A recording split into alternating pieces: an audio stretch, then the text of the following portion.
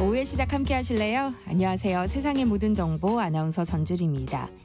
21일에 시작된 프로야구 한국 시리즈 1차전이 어제서야 끝났죠. 가을비 때문에 포스트 시즌 역사상 처음으로 서스펜디드 경기가 선언됐기 때문인데요.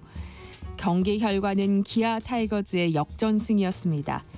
기아는 잔여 경기 이후 곧바로 치러진 한국 시리즈 2차전에서도 승리를 거뒀는데요. 남은 변수는 무엇인지 잠시 뒤 스포츠 핫이슈 코너에서 꼼꼼히 살펴보겠습니다. 한절기 실내 습도를 유지하기 위해 가습기 사용하시는 분들이 많은데요. 아이를 키우는 가정에서는 가습기 사용에 더 예민할 수밖에 없겠죠. 라디오 상담소 우리 아이는 왜? 오늘은 건강을 지키는 가습기 사용법에 대해서 알아보려고 하니까요. 궁금한 분들 계속해서 함께해 주세요. 그리고 청취율 조사 기간 동안 세상의 모든 정보는 청취자 여러분들과 소통하는 시간 갖고 있습니다. 저처럼 최근 달력을 보고 올해도 이제 얼마 남지 않았구나 하고 깜짝 놀라신 분들 많으시죠. 그래서 오늘은 올해가 가기 전 이루고 싶은 목표가 있다면 무엇인지 문자로 받아보려고 합니다. 세상의 모든 정보에서 열렬히 응원해 드릴 테니까요. 많은 참여 부탁드립니다. 참여해 주신 분들 가운데서 추첨을 통해서 한우 세트 보내드립니다. 문자 주실 번호는 샵 9730번이고요. 짧은 문자 50원, 긴 문자는 100원의 이용료 있습니다. 콩 게시판을 통해서는 무료로 참여하실 수 있으니까요. 많은 참여 부탁드립니다. KBS 세상의 모든 정보 지금 시작합니다.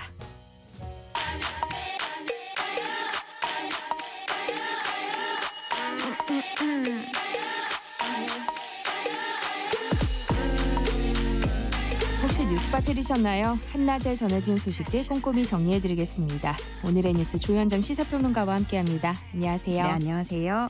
네, 윤석열 대통령과 국민의힘 한동훈 대표의 면담 이후 여권 내에서 특별감찰관을 둘러싼 갈등이 빚어지고 있어요. 네, 지금 어떤 평이 나오고 있냐면 내전이다, 내전에 치닫고 있다, 또 심리적인 분당 상태에 들어갔다 이렇게 얘기를 할 정도로 당내 상황이 굉장히 심각하다, 균열을 보이고 있는데요.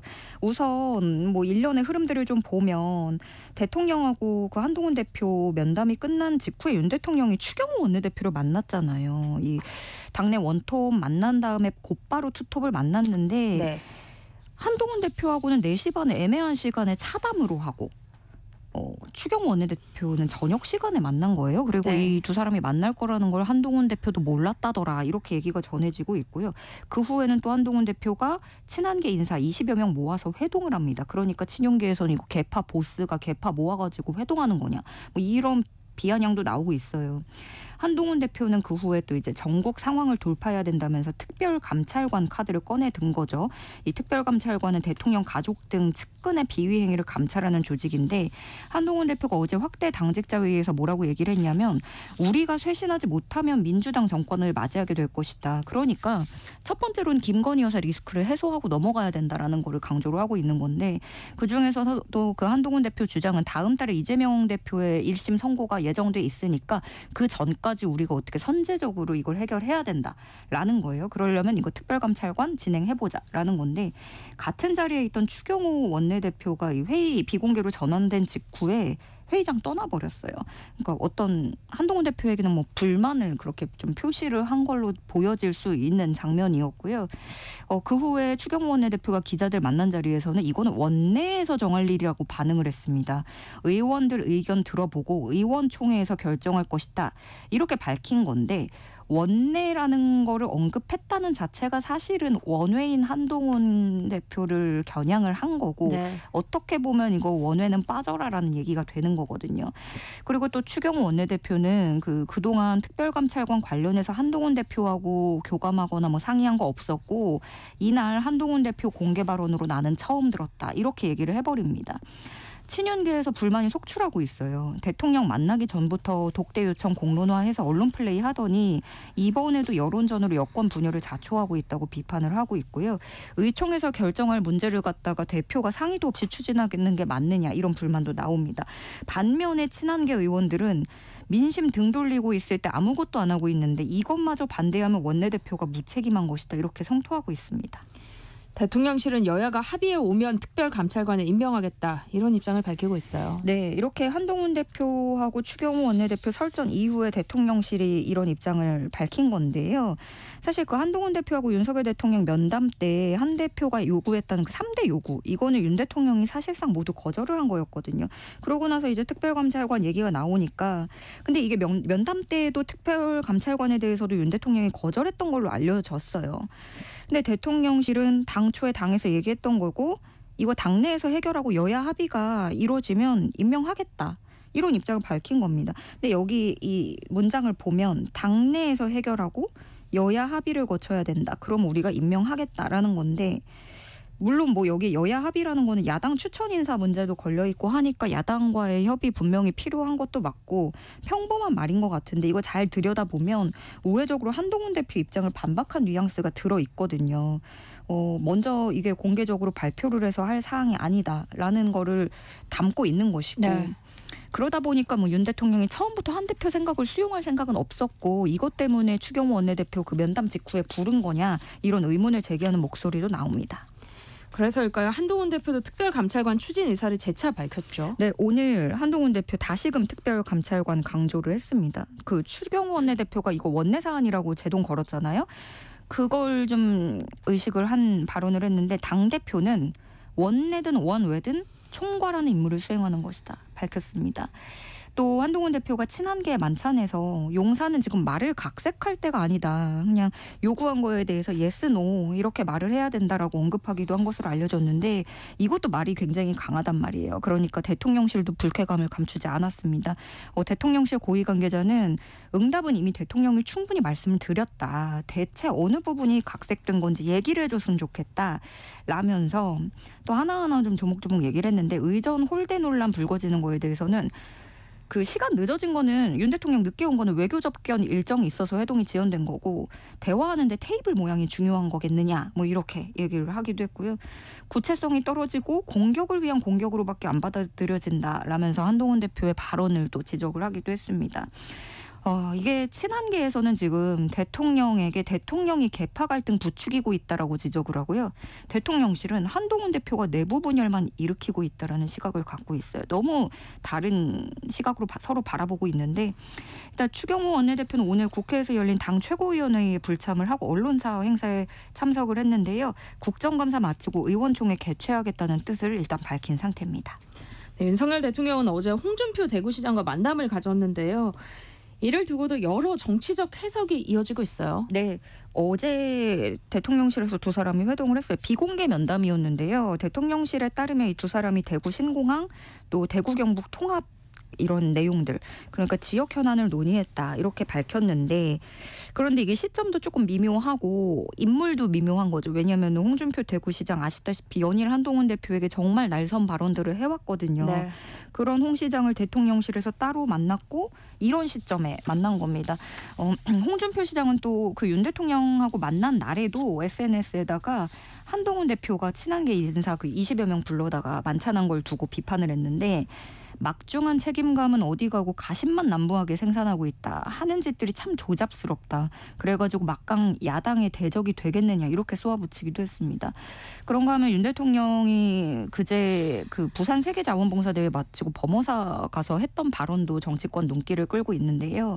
여러 힘든 상황이 있지만 업보로 생각하고 나라와 국민을 위해 일하겠다, 돌을 던져도 맞고 가겠다, 이런 말을 대통령이 했어요. 그래서 이걸 가지고 또 이제 뭐 뉴스에서도 많은 해석이 붙었고, 그러면은 돌 던져도 맞고 가겠다는 거는 한동훈 대표하고 등 돌리고 가겠다는 거냐, 아니면은 뭐 이제 마주보고 가고 이제 뭐 서로 싸우겠다는 거냐라는 거, 뭐 이렇게 해석이 막 붙었는데, 저는 그 앞에 돌을 던진다라는 쪽에 조금 더 주목이 됐거든요. 이거는 뭐 한동훈 대표, 이게 당에서 화합이 우리 대통령실에 발에 맞춰주지 않고 돌을 던지는 것이 뭐 여론이 될 수도 있고 언론이 될 수도 있고 당대표가 될 수도 있고, 무언가 지금 대통령실을 비난하고 있다, 이런 쪽에 좀 초점을 맞춰서 해석을 하게 됐습니다. 민주당은 특별감찰관에 대해서 어떤 입장을 보이고 있어요? 사실상 민주당이 제일 원하는 건 특검법입니다. 특별 특별감찰관으로 이게 실제로 특검을 대체할 수 있다는 건 어불성설이거든요. 그러니까 민주당도 특별감찰관 제도는 매우 제한적이니까 앞으로 벌어질 일에 대한 경종 정도는 될 수 있겠지만 기존에 벌어진 일에 대한 수사로는 적당하지 않다 이렇게 얘기를 하고 있어요. 그러니까 특검이 필요하다는 거고 그러면서 민주당은 또 이 국민의힘 내부에서 대표와 원내대표 간의 생각이 다른데 두 분이 좀 정리를 해서 제안을 한다면 우리도 당연히 논의를 할 것이고 한동훈 대표도 주변만 볼 게 아니라 김건희 여사 의혹 정리를 위해서 본질적인 내용을 좀 고민했으면 좋겠다. 이렇게 얘기를 하기도 했습니다. 물론 그러면서 또 특별감찰관 제도의 한계도 지적을 했고요. 왜냐하면 그 인력도 부족하고 활동 시간도 짧은 데다가 그 활동 시간 또 연장을 하려면 대통령 승인도 또 필요하거든요. 네. 그런 점들을 지적을 했고 동시에 민주당은 이건 또 이거대로 가는 거고 김건희 특검법 통과에도 박차를 가할 전망입니다. 특히나 지금 민주당으로서는 노리고 있는 게 지금 여당 당내 갈등 이런 것들 좀 균열을 볼 수 있거든요. 그래서 친한계라든가 거기가 아니더라도 어디든지 이제 대통령 뜻에 불만을 갖고 있다면 이탈표 가능성도 커진 상황이다 보니까요. 그래서 민주당은 또 친한계 일각에서 나왔던 그 제3자 추천 특검법안도 논의해 볼 수 있다는 그런 언급이 나왔는데 한동훈 대표가 얘기했던 3자 추천 방식 특검법을 야당이 던진 거죠. 그래서 한동훈 대표가 어떻게 응답할지도 좀 지켜봐야겠고요. 민주당은 김건희 여사 의혹 수사를 위해서 세 번째로 발의했던 그 특검법을 다음 달 14일 본회의에서 표결하는 방안을 추진할 것으로 알려졌습니다. 네, 화제를 좀 바꿔볼까요? 미국 백악관이 북한의 러시아 파병설을 공식적으로 인정했어요. 네, 현지 시간 23일 로이드 오스틴 미 국방장관이 이탈리아 로마에서 취재진하고 만나서 북한 병력이 러시아에 있다는 증거가 있다라고 오늘 띄웠습니다. 근데 이 북한군이 러시아 파병을 했다는 걸 미국 정부가 공식적으로 인정한 건 이번이 처음이거든요. 그동안 이게 전략적으로 모호성을 취한 건지 신중하게 접근하면서 묵묵부답이었는데 처음으로 입을 연 거예요. 또 취재진이 북한의 파병 의도가 무엇이겠느냐 이렇게 물었더니 그거에 대해서는 좀 두고 봐야 된다. 그리고 이건 우리가 명확히 해야 될 문제다 이렇게 덧붙였고요. 그러면서 이거는 매우 심각한 문제라고 규정을 했고 유럽뿐만이 아니라 인도태평양 지역에도 영향을 미칠 것이라고 우려를 표했습니다. 다만 그렇다고 해서 이제 파병된 병력 규모나 앞으로 합류할 것으로 예상되는 추가 병력에 대해서는 자세하게는 설명은 안 했고요. 증거 확보했다 파병 증거 이런 것도 공개하진 않았습니다.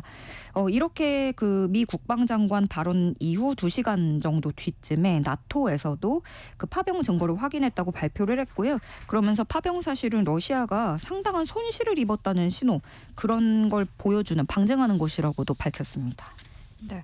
우리 국가정보원도 북한 병력 3천여 명이 러시아로 이동했다는 분석을 내놨어요. 네, 국정원이 보고를 한 건 어제 기준으로 봤을 때 지금까지 러시아로 이동한 북한 병력이 3천여 명에 달한다고 파악을 했고요. 또 이게 점점 추가되면서 오는 12월쯤이 되면 총 10,000명에 달할 것으로 우리 국정원은 그렇게 전망을 하고 있습니다. 지난 8일부터 1차 수송을 했고 그 이후에 1,500명 늘어서 지금 한 3천여 명 추정하고 있다는 거고요. 상당히 근거 있는 첩보였다고 밝혔습니다. 또 국정원은 이 북한군들이 러시아 내 다수 훈련 시설에 분산이 돼서 지금 현지 적응 중인 것으로 보인다고 얘기를 했고요.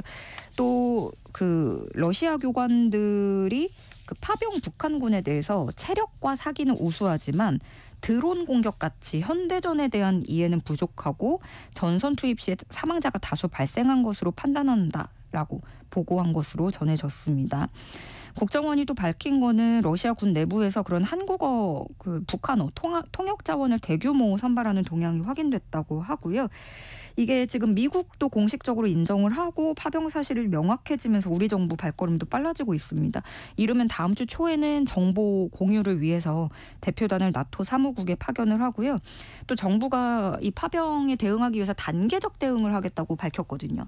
근데 이 단계적 대응이라는 게 뭐냐면 갑자기 확 급진적으로 이렇게 딱 정한다 이게 아니고 여러 단계 북한이 하는 행동을 여러 단계로 시나리오를 나눠서 거기에 시뮬레이션을 돌린다 이렇게 보시면 되는데 그러니까 정부 고위 관계자가 밝힌 거는 북한이 제공하는 걸 기준으로 움직일 수는 없고 러시아가 반대급부로 북한에 무엇을 제공하는지를 봐야 된다고 설명을 했어요. 그래서 북한이 병력을 제공하긴 했지만 그 대가로 앞으로 무엇을 얻는지 핵심 기술을 얻을 수도 있는 것이고 외화벌이가 될 수도 있는 것이고 여러 가지가 있는데 그런 시나리오를 우리가 예상을 해보고 거기서 실제로 북한이 어떤 걸 얻는지 이걸 핵심이라고 보면 되겠습니다. 네. 한낮의 교양 파트너 지금 여러분께서는 세상의 모든 정보와 함께하고 계십니다. 국회에서는 오늘도 국정감사가 진행되는데요. 쟁점이 될 내용들 살펴볼까요? 네, 외교통일위원회하고 국방위원회는 이번 국감에서 마지막 감사 일정을 진행하게 됩니다. 역시나 최근에 이 북한의 러시아 파병 문제 제일 뜨거운 감자가 될 것 같고요. 그러면 앞으로 정부 당국이 어떻게 정세 분석을 하고 향후 대책을 어떻게 갖고 있는지 이런 윤석열 정부의 외교 안보 정책을 놓고 이야기를 할 것으로 예상이 됩니다. 그리고 또 뭐 북한 오물풍선 도발 문제도 있고 대북전단 살포 이슈도 있고 국방위에서는 그 윤석열 대통령 둘러싼 충암파 논란도 있고 문재인 정부의 접경지역 평화정책 등을 놓고 여야가 충돌을 할 전망이고요. 과방위에서는 이 방통위 등을 대상으로 종합감사를 실시를 하는데 민주당에서는 국민의힘에서는 민주당이 주도한 그 방통위원장 탄핵으로 인해서 방통위 업무가 마비됐다라는 부분을 비판을 할 것 같고요. 야당은 2인 체제 방통위에 대해서 비판하고 정부가 언론 탄압하고 있다는 점을 정조준할 방침입니다. 또 법사위에서는 감사원 대상으로 국감을 하는데요. 대통령실 관저 이전 의혹 관련 감사 등등이 있고 교육위 감사에서도 김건희 여사 논문 표절 의혹이 나올 것으로 예상이 되는데 외통이든 방통이든 뭐 교육이든 결국에는 곳곳에서 김건희 여사를 고리로 이어지는 공방전이 반복될 것으로 전망됩니다. 네, 오늘의 뉴스 여기까지 하겠습니다. 조현정 시사평론가와 함께했습니다. 고맙습니다. 네, 고맙습니다. 세상의 모든 정보는 청취율 조사 기간을 맞아서 여러분들과 조금 더 소통할 수 있는 작은 이벤트 이어가고 있습니다. 오늘은 청취자 여러분들이 올해 안에 이루고 싶은 게 있다면 문자 보내달라고 부탁을 드렸는데요. 0839님이요. 이제 2달여 남은 올해에 하루 만보 걷기 꾸준히 하고 근력 운동도 챙겨보려고 합니다. 그리고 한강 작가 책 2권 읽기도 꼭 하려고요 하셨어요. 1238님은요. 올해 가기 전에 세모정에 문자 당첨되고 싶습니다. 오늘의 뉴스 듣는데 지금 우리나라 정치 답답하네요 하셨어요. 오늘 그래도 당첨되셨네요. 6535님 전 올 초부터 금연 중인데요. 올해 끝까지는 물론 평생 금연을 목표로 노력 중입니다 하셨어요. 저도 응원할게요. 3541님 단발머리 소녀 때 헤어지고 각자 삶을 살아오다가 거의 50여 년 만에 친구 만나러 11월 초에 고향에 갑니다. 여고 때 친구들 얼굴 많이 보고 좋은 시간 보내는 게 목표예요 하셨고요. 또 3991님은요. 올해가 가기 전에 장롱 면허 탈출하고 싶습니다 하셨고요. 또 유혜종님은 올해 안에 육아휴직을 꼭 내서 아이들 돌봄의 시간을 가져볼까 합니다. 대체자가 안 뽑혀서 애를 먹고 있지만 제가 간절한 만큼 좋은 분이 오셔서 제가 가정으로 돌아가 잠시나마 아이들과 시간을 보낼 수 있었으면 좋겠습니다 하셨네요. 네, 저도 꼭 그렇게 되시길 바라겠습니다. 계속해서 여러분 문자 보내주세요. 저희가 추첨을 통해서 한우 세트 보내드립니다. 참여하실 번호는 샵 9730번이고요. 짧은 문자 50원, 긴 문자는 100원의 이용료 부과됩니다. KBS 1라디오 세상의 모든 정보 함께하고 계신 지금 시각은 12시 38분입니다. 이 시각 교통정보 알아봅니다. 네, 이 시각 교통정보입니다. 커진 일교차에 오늘은 아침부터 도로 고장난 차 소식이 많았는데요. 지금도 사고가 꾸준합니다. 먼저 서울시내 공항 쪽 올림픽대로 성수대교부터 여의 하류 쪽으로 지체 서행하는데요. 이 사이 경부고속도로 서울 방향 한남 나들목에서 올림픽대로 공항 쪽으로 진입하는 연결 램프 현재 추돌 사고로 전면 통제가 되고 있습니다. 뒤로 양재부터 서울 쪽 운행 더 어려워졌습니다. 반대 부산 방향도 서울시 구간과 죽전에서 수원, 오산에서 남사 사이 정체가 길어져 있고요.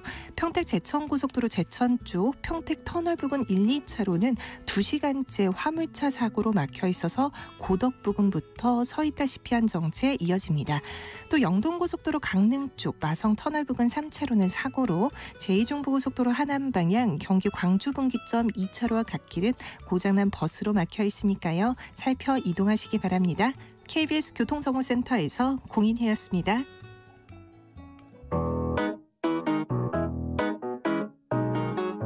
세상의 모든 정보는 청취자분들의 관심과 참여를 기다립니다. 방송 들으시면서 궁금한 점이 있거나 의견 공유하고 싶은 분들 계시면 문자 보내주세요. 추첨을 통해 모바일 쿠폰 보내드리겠습니다. 참여하실 번호는 샵 9730이고요. 짧은 문자 50원, 긴 문자 100원의 이용료가 부과됩니다. 콩 게시판을 통해서는 무료로 참여하실 수 있고요. KBS 1라디오 유튜브 채널을 통해서도 실시간으로 시청 참여하실 수 있습니다. 꼭 알아야 할 정보를 알기 쉽게 전달해드리는 세상의 모든 지식. 목요일은 한 주간에 있었던 스포츠 소식 살펴보는 스포츠 핫 이슈 시간이죠. 정은우 KBS 스포츠국 PD와 함께합니다. 어서 오세요. 네, 안녕하십니까. 비로 중단됐던 한국 시리즈 1차전과 2차전이 어제 연달아 열렸는데 기아 타이거즈가 2경기를 다 잡았어요. 그렇습니다. 무려 2박 3일에 걸쳐서 진행된 1차전. 사실 저는 기아가 1차전 경기 시작 이후에 보여줬던 흐름이 그렇게 좋지 않아서 어쩌면 삼성이 1차전을 잡고 그리고 그 여세를 이어서 2차전까지도 잡아낸다면은 시리즈 굉장히 알 수 없게 흘러가겠다 혹은 삼성 쪽에 어쩌면 유리할 수도 있겠다라는 생각이 좀 들기도 했습니다. 그 정도로 삼성이 보여준 경기력이 굉장히 좀 끈끈한 면모가 있었거든요. 그런데 이 서스펜디드로 중단된 이후에 재개된 직후였던 이 6회 초 이 부분이 가장 좀 중요했던 것 같아요. 선두 타자로 나왔던 김영웅 선수가 노아웃 1, 2루 상황에서 번트 희생 번트를 실패를 했고요. 뒤이어서 이제 2, 3할루 상황에서 삼성이 득점에 실패를 합니다. 그러면서 소위 말해서 분위기가 끊기게 되는 그런 상황이 된 거고 그 이후에 삼성이 불펜진을 계속 가동하다가 임창민 선수를 이제 위기처에서 투입을 했는데 이 임창민 선수가 변하고 스플리터가 굉장히 장기인 선수인데 이 스플리터가 너무 빨리 떨어지면서 연속해서 폭투가 나옵니다. 결국 기아는 적시타로 점수를 역전한 게 아니라 상대의 실책이라고 볼 수 있는 폭투를 통해서 연속 득점을 했단 말이죠. 그러면서 이제 분위기가 기아 쪽으로 넘어가는 상황이었고 이제 2차전을 삼성은 무조건 따내야 되는 절치절명의 상황이었는데 사실은 선발 라인업 매치업에서도 양현종 선수와 황동지 선수로 약간의 무게감이 기아 쪽으로 기우는 상황이었는데 황동지 선수가 지난 플레이오프 때 굉장히 좋은 투구를 보여줬단 말이죠. 아마 삼성은 그런 측면에 대해서 황동지 선수한테 기대를 했을 텐데 1이닝도 버티지를 못했습니다. 3분의 2이닝 동안 5실점을 했기 때문에 사실은 2차전은 시작하자마자 좀 결정이 나버린 상태라서 1, 2차전 모두 내준 삼성은 이제 내일 열리는 3차전에서 반드시 좀 분위기 반전이 필요해 보입니다. 삼성의 입장에서 봤을 땐 지난 월요일에 좋은 흐름을 보였는데 1차전이 결국 중단이 된 거잖아요. 그렇죠. 당시 KBO 결정에 대한 불만의 목소리도 있었는데 결과가 또 이렇게 되면서 더 아쉬움이 크겠어요. 어떻게 하더라도 당시의 결정에 대해서는 불만이 있을 수밖에 없습니다. 만약에 삼성이 3차전을 이긴다면은 이러고 봐라. 그때만 아니었으면은 1, 2차전 잡는 거 아니냐 이런 생각이 들 수밖에 없고 그래서 제 생각에는 사실은 기상청의 예보가 월요일 오후부터 화요일 종일 그러니까 하루 이상씩 강수 예보가 있었고 강수량도 굉장히 많은 기상 예보였습니다. 그렇기 때문에 저는 미리 취소를 했어도 전혀 문제가 되지 않았을 것 같다라는 생각이 좀 들거든요. 그런데 이제 여러 가지 이유가 있었겠죠. 공식 행사를 진행해야 되는 이유도 있었을 수 있고 이런 이유로 개시를 합니다. 그랬다면은 끝까지 강행을 하는 게 맞지 않았을까라는 생각이 또 들기도 해요. 왜냐하면은 어떤 상황에서 끊든 간에 이게 분위기에 약간 좀 죽는 그런 느낌도 있어요. 어제 같은 경우도 보면 이 오후 4시에 한국 시리즈를 하고 있으니까 월요일 날 표를 구매했던 사람들이 다시 대구까지 수요일 날 또 내려오기는 그것도 오후 4시까지 내려오기는 사실은 쉬운 일이 아니란 말이죠. 이런 부분에서 봤을 때는 어떻게 보면은 열기에 찬물을 끼얹은 게 아닌가 그런 좀 아쉬운 게 있었고 월요일에 그나마 날씨가 좋았던 게 한 6시 반에서 7시 사이 정도부터였습니다. 이때 빨리 야구를 했어야 되는 건데 공식 행사를 한다고 거의 시간을 30분 가까이 잡아먹었어요. 이 부분도 야구 팬들 입장에서는 조금 아쉬움이 많을 것 같습니다. 이제 삼성은 대구에서 반격을 노리는데요. 네. 부상 선수가 나오고 있어서 쉬워 보이진 않아요. 지금 삼성은 어느 정도냐면 팀의 1선발이라고 있는 코너 선수 그리고 불펜의 핵심인 최지광 선수 그리고 팀의 중심 타자인 구자욱 선수가 모두 빠진 상황입니다. 뭐 장기에서 차포 떼고 한다 한 정도인데 차포에다 하나까지 덧댄 굉장히 좀 위험한 상황이고 기아로 비유를 해보자면은 양현종 선수 그리고 뭐 정혜영 선수, 김도영 선수 이 3명 빼고 경기하는 그 정도의 좀 쉽지 않은 전략이란 말이죠. 그럼에도 불구하고 굉장히 투혼 어린 플레이들을 가져오고 있었는데 여기에 더해서 어제 류지혁 선수가 또 2루에서 슬라이딩 과정에서 이우성 선수와 충돌이 있었기 때문에 삼성 팬들 입장에서는 더 다치면 안 된다 해가지고 좀 굉장히 철렁하지 않았을까라는 생각도 들었습니다. 1, 2차전을 승리로 이끌면서 기아 타이거즈 우승 확률이 90%라고 하더라고요. 네. 네, 예상대로 기아가 우승 트로피를 거머쥘지 아니면 삼성의 새 역사를 쓸지 네. 궁금해지는데요. 뭐 사심을 빼기는 힘들겠지만 그래도 PD님은 결과 어떻게 예측하세요? 이 한국 시리즈가 시작하기 전까지는 기아 타이거즈가 해태 때부터 시작해서 한국 시리즈 우승 확률이 100%였고 네. 거기에 더해서 삼성과의 이 포스트 시즌 맞대결 결과도 굉장히 좋았거든, 승률이. 여러모로 모든 기운이 기아 쪽으로 확률이 기울어져 있어서 오히려 불안했어요. 왜냐하면은 지난 그 와일드카드 결정전에서도 두산을 상대로 KT가 처음으로 역사를 썼단 말이죠. 네. 올해가 뭔가 역사를 쓰는 날인가 그랬었는데 1, 2차전을 독식을 하면서 기아 쪽으로 굉장히 많이 분위기에 쏠리는 게 사실입니다. 3차전은 선발 맞대결이 레이에스 대 라우어. 어떻게 보면 비등비등하다 볼 수 있는 조합이고 4차전도 아마 이대로 가면은 원태인 선수와 네일 선수가 다시 맞붙을 가능성이 있기 때문에 삼성이 결정적으로 우위에 있다라고 보기는 어려울 수 있는 선발 매치업들이에요. 이런 부분을 봤을 때는 기아 타이거즈가 조금 더 많은 기세를 가지고 있는 게 아닌가 좀 그런 생각을 할 수밖에 없는 상황인 것 같습니다. 한번 지켜보겠습니다. 네. 네, 이런 가운데 올 시즌 9위로 마감한 NC 다이노스는 이호준 LG 트윈스 코치를 새 사령탑으로 선임했어요. 사실은 선임 전부터 LG나 기아나 삼성 소위 말하는 포스트 시즌을 진행 중인 팀에서 코칭 스텝이 감독으로 올 것이다라는 소문이 있었어요. 이렇기 때문에 NC가 발표를 못하고 있는 거다라는 이야기가 있었거든요. LG가 이제 탈락을 하자마자 NC가 곧바로 이호준 코치의 사령탑 선임 기사를 냈는데 그리고 이제 어제 또 서재흥 전 해설위원을 수석 코치로 영입을 하겠다는 이제 보도도 나왔죠. 이러면서 소위 말해서 이 광주일고 선후배들끼리 NC에서 다시 뭉치게 되는 그런 라인업이 그려지고 있는데 여기에 더해서 해설위원들 중에서 이제 타이거즈에서 뛰었던 선수 해설위원을 코치로 추가 영입할 가능성이 있다. 이런 이야기까지 또 나오고 있는 상황이기도 하거든요. 이호준 감독은 이제 취임 기자회견에서 빅볼 소위 말해서 강공에 의존하는 야구를 좀 하고 싶다라는 천명을 또 하기도 했습니다. 이러다 보니까 NC가 자랑하는 타자진인 양의지 선수, 박건우 선수, 손아섭 선수 이런 소위 말해 간판 타자들의 어떤 그 부상이라든가 침체를 조금 더 벗어줄 수 있지 않을까 팬들이 이런 기대를 하고 있고 한 가지 재밌었던 게 취임 기자회견에서 이런 얘기를 했습니다. 요즘 MZ들이 새로운 야구를 하고 있다. 그러면서 이제 요즘에는 뭐 유튜브라든 이런 야구 영상을 보면서 따라하면은 지도자들이 애들에는 혼을 냈다고 그래요. 이제 좀 잘못된 거 아니냐 혹은 인터넷에서 보고 온다고 내 말 안 듣는 거 아니냐 이런 식의 분위기가 있었는데 이런 것들을 받아들이지 못하면은 젊은 선수들과 소통하기 어렵기 때문에 지도자가 제대로 알지도 못하면서 가르치는 게 잘못이지 선수들이 먼저 찾아보고 알아보고 하는 것을 잘못됐다고 말하면 안 된다. 조금 더 젊은 분위기의 생각보다 젊은 분위기의 감독으로 이미지를 구축하려고 하는 게 이호준 감독의 방향성인 것 같습니다. 그렇네요. 메이저리그에서는 양대 리그 명문으로 꼽히는 뉴욕 양키스와 LA 다저스가 월드시리즈 무대에서 만나면서 주목을 받고 있죠. 예, 삼성과 기아가 KBO 리그에서 전통의 라이벌이라면 메이저리그에서는 뉴욕 양키스와 LA 다저스가 전통의 라이벌. 무려 43년 만에 다시 월드시리즈에서 격돌을 하게 됐습니다. 사실 많은 이 메이저리그 팬들 혹은 메이저리그를 잘 안 보시는 분들도 LA 다저스와 뉴욕 양키스 하면은 모르시는 분들이 없을 텐데 네. 의외로 양키스 같은 경우는 지금 이제 그 월드시리즈 진출한 지가 14년 만입니다. 굉장히 오래됐어요. 그렇다 보니까 양키스 팬들 입장에서는 굉장히 좀 설레하는 상황이고 이번에 이제 양키스와 다저스의 대결은 창대창의 대결. 저는 좀 이렇게 표현을 하고 싶어요.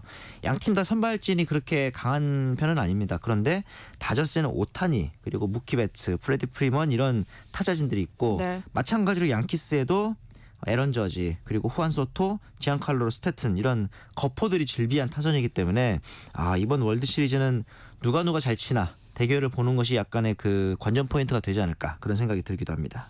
네, 흥미진진한 맞대결이라 그런지 월드시리즈 티켓 가격이 우리도 안표 때문에 난리였지만 네. 우리나라와는 비교도 안 될 만큼 천정부지로 뛰고 있더라고요. 아마 그 가장 유명한 팝 가수 중 한 명인 테일러 스위프트의 콘서트 가격 그 정도라고 합니다. 어느 정도냐면은 다저스 같은 경우는 그래도 2010년 이후에 3번이나 월드시리즈 진출을 해서 팬들이 조금 갈증이 덜하겠지만 앞서 말씀드린 것처럼 2009년 이후로 이제 무려 15년 만에 진출이거든요. 양키스가 월드시리즈에 올라온 게 그렇다 보니까 양키 스타디움에서 열리는 경기를 더 이제 안표상들이 많이 올려받고 있는 상황인데 포수 뒷자리, 우리가 흔히 말하는 백스톱 자리가 가장 비싼 자리인데 어느 정도냐면 한 경기에 2만 달러, 우리나라 돈으로 2,700만 원입니다. 한 경기에 거의 웬만한 사람의 연봉에 육박하는 금액을 태워야 네. 되는 그런 그 정도로 굉장한 열기가 지금 느껴지고 있는 상황이고 4차전 같은 경우는 이제 3차전보다 더 높은 가격입니다. 4천만 원까지 올랐습니다. 한 경기 보는데 지금 4천만 원을 써야 되는 와. 이 정도로 어떤 그 양키스 팬들의 갈증이 진짜 엄청난 게 아닌가 그런 생각이 또 들더라고요. 돈 없으면 팬 못하겠네요. 그러게 말입니다. 네, 19일 개막한 V리그 소식도 살펴보겠습니다. 네. 여자부 막내 구단 페퍼저축은행 시작이 좋아요. 창단 이후 처음으로 개막전에서 승리했어요. 그렇죠. 22일 날 열렸던 도로공사와의 경기에서 세트스코어 3대 0으로 셧아웃 승리를 거뒀습니다. 페퍼저축은행이 이제 처음으로 리그에 참가했던 2021-22 시즌에는 5연패 이후에 첫 승을 신고를 했고요.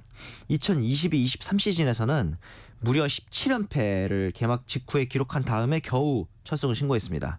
작년에는 이제 1승 1패 이후에 1승을 거두긴 했는데 어쨌든 개막전에서 승리한 건 이번이 처음이고 더 놀라운 거는 3대 0으로 승리를 했다는 거. 이제 페퍼저축은행이 어떻게 보면 기존의 팀들에게 봤을 때도 전력적으로 결코 밀리지 않는 신생팀 그 이상의 전력을 보일 수 있겠구나라는 또 생각이 들기도 했습니다. 이 부분에 있어서는 저는 이번에 대형 FA 선수를 영입을 하지 않았어요. 페퍼저축은행이 대신 이 해설위원이었던 장소연 감독을 이제 지휘봉을 맡겼는데 기본기 훈련을 굉장히 혹독하게 했다고 합니다. 네. 여기에 더해서 기존에 있었던 이 박정하 선수가 이제 공격 성공률을 거의 60%까지 끌어올렸고 미들 블로커 포지션에 이제 장우희 선수가 높이를 좀 구축했기 때문에 페퍼저축은행의 전력이 많이 올라오지 않았나 그런 생각을 해봤습니다. 네, 그런데 남자부 KB손해보험은 구단 사상 최초로 외국인 사령탑을 영입했는데요. 네. 정규 시즌을 앞두고 자진 사퇴했어요. 맞습니다. 이 미겔 리베라 감독이 21일에 자진 사의를 좀 표명을 했습니다. 건강상의 이유라는 얘기를 했는데 지난 9월부터 건강상에 약간 이상이 발견돼서 좀 휴식을 가지면서 이제 치료를 하고 있었는데 결국 회복이 되지 않아가지고 팀을 위해서 좀 사퇴를 하기로 상호간에 이제 결정을 내렸다고 합니다. 아무래도 미겔 리베라 감독이 오면서 KB손해보험도 그 전까지 성적들이 그렇게 치고 나가지 못하는 모습이 있어서 외국인 감독을 이제 통해서 반전의 계기를 좀 노렸을 텐데 아무래도 팀의 안정적인 운영을 위해서 기존 미겔 리베라 감독과 함께 왔었던 이 마틴 블랑코 수석 코치를 감독 대행으로 승격시켜서 잔해 시즌을 치를 예정이라고 합니다. 네. 배드민턴 간판 안세영 선수 최근 올림픽 이후 2달 만에 국제대회에 출전했는데요. 네. 이 대회에서도 코치진과 불화설이 제기됐네요. 우선 뭐 결과 자체는 나쁘지는 않았습니다. 이 덴마크 오픈 여자 단식 결승에서 중국의 왕즈이 선수에게 패하긴 했지만 복귀 무대에서 이제 준우승이라는 나쁘지 않은 결과를 얻어냈는데 문제는 이 경기 내내 보였던 어떤 모습들이 코치진과의 굉장히 좀 불편한 모습이 있었던 거예요. 상대 선수들을 보면은 이 소위 말 쉬는 시간에 감독과 코치들이 계속해서 전술적인 지시를 하고 이를 받은 선수들이 또 피드백을 하고 굉장히 바쁩니다. 쉴 시간이 없어요. 그런데 안세영 선수와 이 김학균 감독, 성지영 코치 같은 경우는 간단한 지시사항만 전달하고 그 이후에는 그냥 안세영 선수 혼자 휴식하고 물 마시고 이런 상황이었고 네. 심지어 이 등 돌리고 서로 앉아있는 굉장히 누가 봐도 어색한 상황이잖아요. 전체적으로 길게 쉬는 시간인데 이거 짧은 시간 내에 하나라도 더 알려줘도 모자랄 시간인데 이 시간에 등 돌리고 앉아있다는 거는 굉장히 좀 팬들 입장에서 보기에도 이례적인 상황이었을 건데 심지어 이 덴마크 오픈에 출국하기 위해서 비행기를 탈 때도 이 소위 말해 출국 게이트에서 함께 이동을 하지 않았다는 겁니다. 감독과 코치진을 먼저 보내고 홀로 이제 비행기에 올랐던 거죠. 이런 게 뭐 취재진이 인터뷰 요청 때문이었을지는 모르겠습니다만 아무래도 이 경기 내내 이런 모습이 보였기 때문에 취재진들이 보기에는 이런 부분들이 문제가 있는 게 아닌가 그런 생각이 들었던 것 같습니다. 네. 스포츠 핫이슈 오늘은 여기까지 하겠습니다. 지금까지 정은호 KBS 스포츠국 PD와 함께했습니다. 고맙습니다. 네, 감사합니다. 네, KBS 세상의 모든 정보 1부 순서는 여기서 마무리하겠습니다. 올해 안에 여러분들이 이루고 싶은 것들 어떤 것들인지 문자 보내달라고 부탁드렸는데요. 2775님이요. 세상의 모든 정보 청취율 1위라고 자부합니다. 여러 번 문자 보냈는데 한 번도 불러준 적이 없어서 올해가 가기 전에 핸드폰 뒷자리 불러주시면 소원이 없을 것 같습니다. 꼭 불러주실 거죠? 하셨는데 네, 지금 불러드렸습니다. 또 이재권 님이요. 딸이 취업하려고 면접만 20번 넘게 보고 있습니다. 있습니다. 그런데 취업 문이 열리지 않아서 스트레스에 우울해하고 있어요. 딸이 웃을 수 있게 꼭 취업되는 게 아빠의 소원입니다 하셨고요. 저도 응원하겠습니다. 또 8590님도 올해 고3 아들 수능시험 잘 쳐서 원하는 대학교 합격하면 더없이 좋을 것 같습니다 하셨고요. 또 4301님은요. 우리 아내가 나이 들어 혈액암 수술을 했습니다.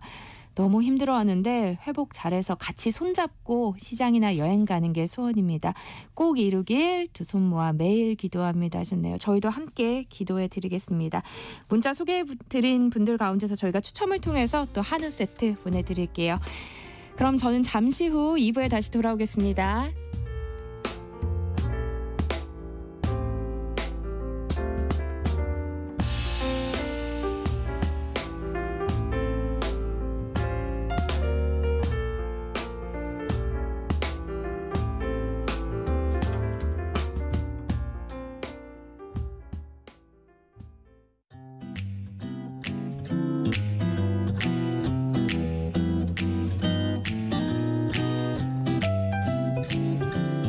안녕하세요. 바른말 고운말입니다. KBS 1텔레비전에서 방송되고 있는 우리말 겨루기에서 나왔던 문제를 짚어보겠습니다. 오늘은 제시되는 뜻풀이에 해당하는 표현을 맞히는 문제입니다. 한자어 명사로 매우 기뻐함을 뜻하기도 하고 불교에서 몸의 즐거움과 마음의 기쁨을 통틀어 이르는 말을 뜻하기도 하는 이음절로 된 표현은 무엇일까요? 출연자의 답에 연락, 쾌락, 환희가 있었는데 이 중에서 정답은 환입니다. 환희는 기뻐할 환자에 기쁠 희자를 쓰는데 이 말이 매우 기뻐함 또는 큰 기쁨의 뜻으로 쓰이면 환희의 함성, 환희의 차다 또는 환희로 들끓다와 같은 표현으로 많이 사용됩니다. 또 불교 용어로 쓰이면 자기의 뜻에 알맞은 경계를 만났을 때의 기쁨, 또 죽어 극락왕생하는 것에 대한 기쁨, 불법을 듣고 믿음을 얻어 느끼는 기쁨 같은 것을 이르게 됩니다. 참고로 연락은 기쁠 열자에 즐길 낙자를 쓰고 기뻐하고 즐거워함을 기본 의미로 하는 표현입니다. 또 불교 용어로 쓰이면 유한한 욕구를 넘어서서 얻는 큰 기쁨이라는 뜻입니다. 지금까지 바른말 고운말 이윤정이었습니다.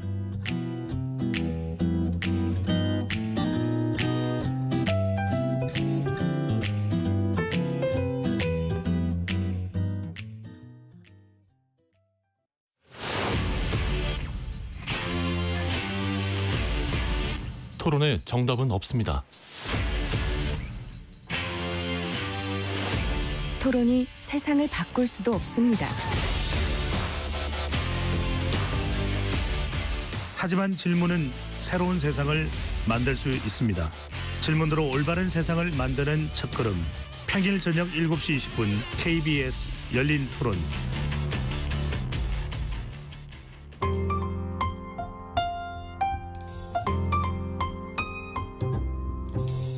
어떤 하루 보내고 계신가요? 눈코 뜰 새 없이 바쁘게 지나가는 한 주. 월요일부터 금요일, 매일 밤 10시부터 12시까지는 오롯이 당신만을 위한 시간입니다. 당신을 위한 지식 쉼터. 오늘 밤 일라디오.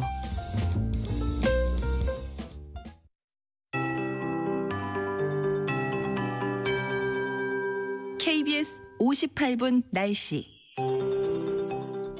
오늘은 전국에 화창한 가을 날씨가 이어지겠습니다.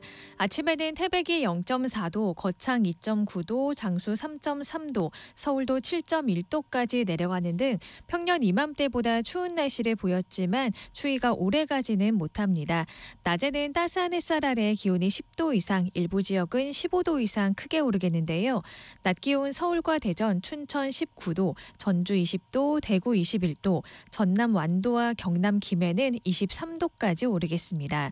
특히 내일과 모레는 낮 기온이 더 올라서 평년 이맘때보다 따뜻하겠는데요. 내일과 모레 서울의 낮 기온 23도로 평년보다 5도가량 높겠습니다. 그만큼 기온의 일교차가 크게 나기 때문에 옷차림에 유의하셔야겠는데요.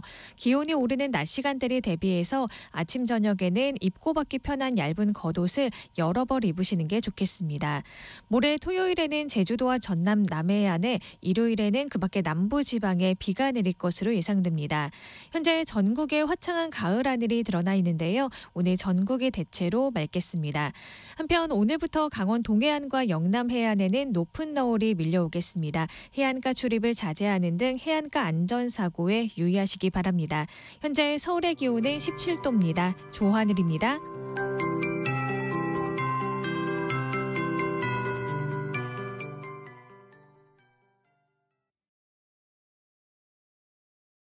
정성을 다하는 국민의 방송 KBS가 한시를 알려드립니다.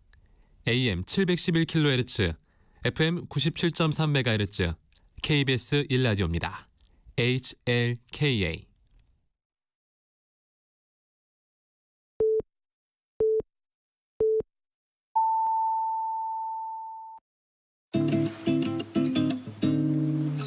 나른한 오후를 책임질 영양 만점 지식 비타민.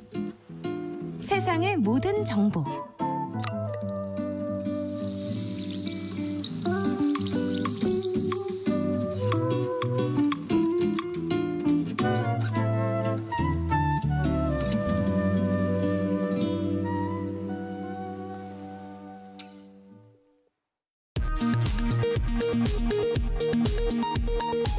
이 시각 라디오 정보센터 뉴스입니다.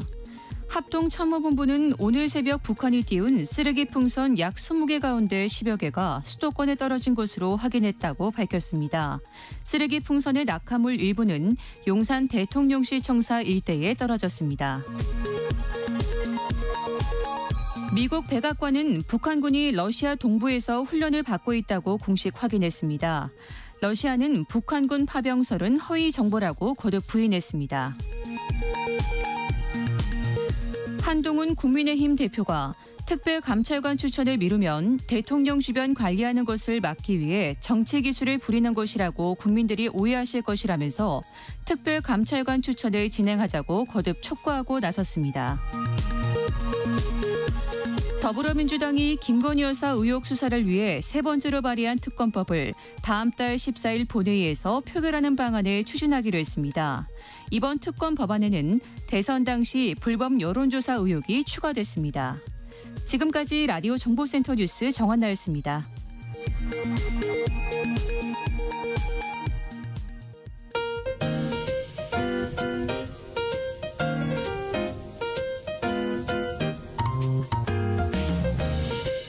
정신없이 바쁜 하루, 지금 우리 주변에서 벌어지고 있는 사건, 사고 소식들 한숨 돌리며 살펴보시죠. 하프타임 뉴스 임선우 뉴스캐스터와 함께합니다. 어서 오세요. 안녕하세요. 날씨 소식으로 시작해볼까요? 비가 오고 나더니 기온이 뚝 떨어졌어요. 아침에 엄청 춥더라고요. 올가을 들어서 가장 추운 아침이었는데요. 전국적으로 쌀쌀한 날씨를 보이고 있습니다. 반짝 추위가 찾아오면서 오늘 출근길 옷차림 풍경도 많이 달라졌더라고요. 두꺼워진 시민들의 옷차림도 그렇고 호떡이나 어묵 같은 겨울 간식을 찾는 분들도 곳곳에서 눈에 띄는데요.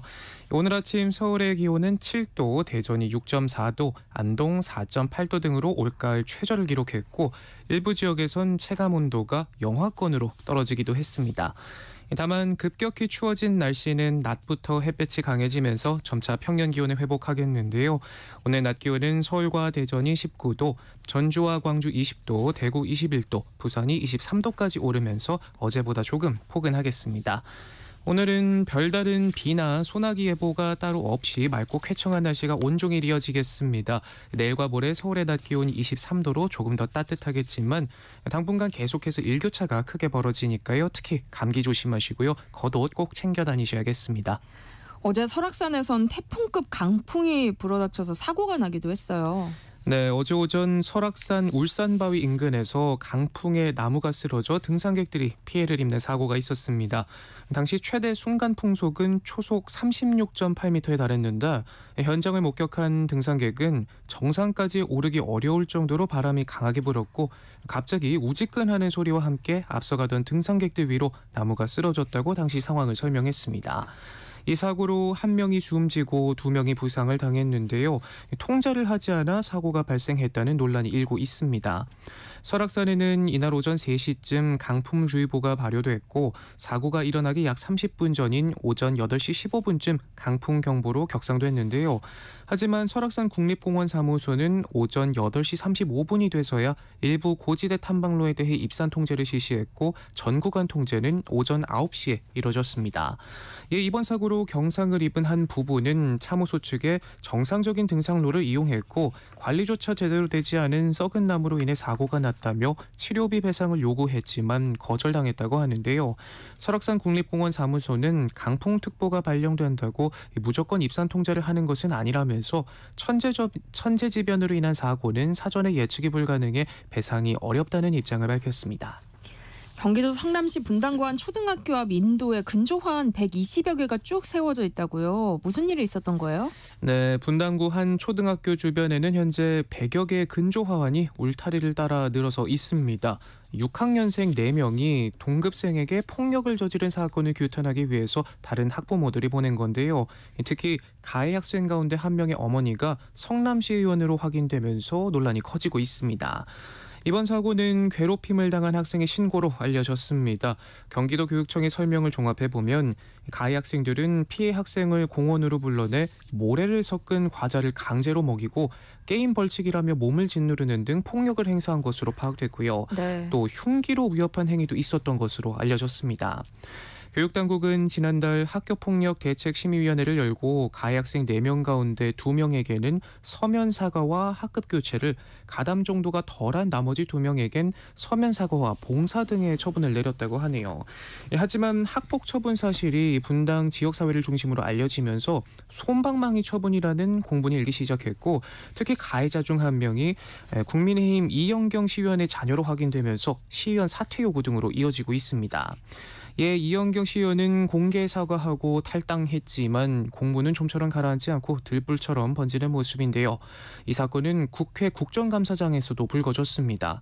피해 학생 쪽과 합의가 되지 않았는데 학교폭력대책심의위원회에서 화해한 것처럼 점수를 줘 전학 등의 처분을 면한 것이 아니냐는 의혹이 제기됐는데 이에 경기도 교육감도 사안의 중요성을 고려해 학폭심의위의 심의 과정 전반에 대한 감사를 지시했고요. 피해 학생 측은 학폭의 결정에 불복하는 행정심판 신청을 접수했습니다. 다음 뉴스 살펴보겠습니다. 옛 연인을 흉기로 찔러 숨지게 한 김래아에게 무기징역이 선고됐어요. 네, 지난 3월이었죠. 이별을 통보하러 자신의 오피스텔에 찾아온 전 여자친구에게 흉기를 휘둘러 숨지게 했는데 결국 무기징역을 선고받았습니다. 가해자의 뻔뻔함은 재판 중에도 드러났는데요. 면회를 온 가족에게 10년만 살다 나오면 된다. 나오면 행복하게 살자고 말한 녹취가 공개돼 논란이 일고 있고요. 또 최후 진술에선 가족과 자신이 기르는 강아지에게 미안하다고 말해 비난을 받고 있습니다. 재판부는 어머니가 보는 앞에서 피해자를 살해하는 등 이 범행 수법과 결과가 극도로 잔인하고 참혹하다고 밝히면서 우울증과 약물 복용 등으로 심신미약 상태였다는 김래아 측 주장도 받아들이지 않았고요. 그러면서 사회로부터 영구히 격리할 필요가 있다고 못 박았습니다. 김래아의 흉기에 크게 다쳤던 피해자의 어머니도 법정에 나와 재판을 지켜봤는데요. 재판 내내 고통스러운 듯 눈물을 흘린 유족들은 검찰이 구형한 대로 결과가 나와 다행이라면서도 항소 여부 등을 지켜보겠다고 말했습니다. 네, 어제 일산에선 살인 미수범이 태연하게 식사를 하다 붙잡히는 일이 있었어요. 네, 어제 새벽 3시쯤 경기도 일산의 한 노래방에서 한 남성이 어슬렁거리며 나오더니 다시 안으로 들어가는 모습이 포착됐는데요. 10분이 채 안 돼 밖으로 나온 남성은 현장을 떠났습니다. 그로부터 약 1시간 뒤쯤 70대 여성인 노래방 주인이 피를 흘린 채 쓰러져 있는 걸 지인이 발견해 경찰에 신고했는데요.